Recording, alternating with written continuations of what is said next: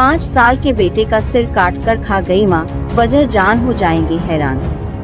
मिस्र में एक अजीबोगरीब मामला सामने आया है, जिसमें एक महिला ने अपने ही 5 साल के बेटे का सिर काट कर खा गई मां। पहले महिला ने अपने बेटे के शरीर के कई टुकड़े किए, फिर वो उसके सर को काट कर खा गई। अपने 5 साल के बेटे को चाकू से काट कर उसके सिर का हिस्सा खाने वाली मां को अदालत ने आपराधिक रूप से पागल घोषित कर दिया है। महिला का नाम 29 वर्षीय हना मोहम्मद हसन है। उस पर अपने बेटे यूसुफ की नृशंस हत्या का मुकदमा चल रहा था, लेकिन न्यायाधीशों ने फैसला सुनाया कि आरोपी महिला अपनी पैरवी करने के लिए सही हालत में नहीं है। इसके बजाय अदालत ने तय किया कि उसने अपने बेटे को पागलपन की स्थिति में होने के बाद मार डाला था और उसे एक सुरक्षित मनोरोग इकाई में हिरासत में रखने का आदेश दिया।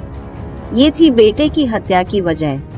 चौंकाने वाली घटना तब सामने आई जब मासूम यूसुफ के चाचा को उसके शरीर के टुकड़े मिले। यह परिवार उत्तरी मिस्र के फैकस में रहता है। लड़के के चाचा ने घर में एक बाल्टी में उसके शरीर के कुछ हिस्से देखे तो हैरान रह गए। गिरफ्तारी के बाद आरोपी महिला ने पुलिस के सामने कबूल किया कि उसने ही अपने बेटे का सिर काटा और उसका कुछ हिस्सा खाया लिया। महिला ने इस नृशंस की वजह भी बताई है। उसने पुलिस से कहा कि वह चाहती थी कि बेटा हमेशा उसके साथ रहे। महिला ने कहा, मैं अपने बेटे को हमेशा अपने साथ रखना चाहती थी।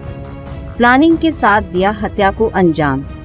सुनवाई के दौरान अभियोजकों ने तर्क दिया कि हना मोहम्मद हसन ने इसलिए हत्या को अंजाम दिया क्योंकि उसे डर था कि उसके बेटे की कस्टडी उसके पूर्व पति के पास चली जाएगी। एक प्रारंभिक मनोरोग रिपोर्ट से पता चला है कि महिला ने जानबूझकर और बड़ी ही प्लानिंग के साथ इस कृत्य को अंजाम दिया। उसने एक मोटी लकड़ी और छुरी ली, सभी दरवाजे और खिड़कियां बंद कर दी। इसके बाद उसने अपने बेटे के सिर पर 3 बार वार किया था। सबूत मिटाने की कोशिश में उसने बेटे के शरीर के कई टुकड़े कर दिए थे। हालांकि अदालत ने उसके पागलपन का अधिक गहन मूल्यांकन करने का आदेश दिया। अदालत द्वारा नियुक्त मनोचिकित्सक विशेषज्ञों के एक पैनल ने बताया कि महिला को भ्रम था। उसका मानना था कि रिश्तेदार उसके बेटे के खिलाफ जादू टोना का इस्तेमाल कर रहे थे। रिपोर्ट में कहा गया है कि वह मानसिक रूप से कमजोर थी। वह अपने कार्यों की गंभीरता को समझने में असफल रही और हत्या को एक साधारण गलती मानती थी। पति से अलग रहती थी महिला।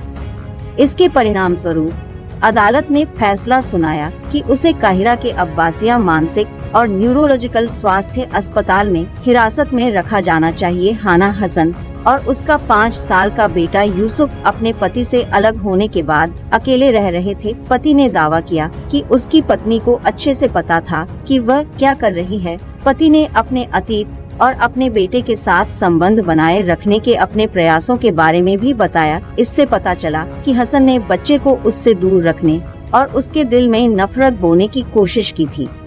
इस विभत्स मामले ने देश को झकझोर कर रख दिया है। मिस्र में मानसिक स्वास्थ्य देखभाल अभी भी प्रारंभिक चरण में है। देश में मनोचिकित्सकों और मनोवैज्ञानिकों की भारी कमी है और मानसिक बीमारी से जुड़ा एक कलंक है। परिणाम स्वरूप मानसिक बीमारी से पीड़ित कई लोगों को वह उपचार नहीं मिल पाता जिसकी उन्हें आवश्यकता होती है।